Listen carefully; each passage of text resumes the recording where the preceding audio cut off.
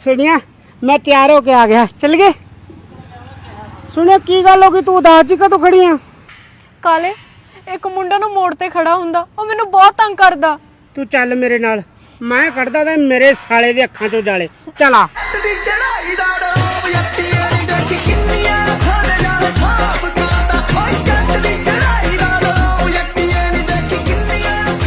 काले जस्सा अच्छा ये आ, नहीं काले आ जा तू। मैं नहीं।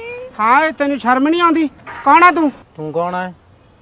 मैं ਇਹਦਾ ਸਕਾ ਬॉयफ्रेंड हाँ। ਤੇ ਮੈਂ ਇਹਦਾ ਭਰਾ ਵਾਂ। सॉरी वीरे, भुलेखा लग गया हुण।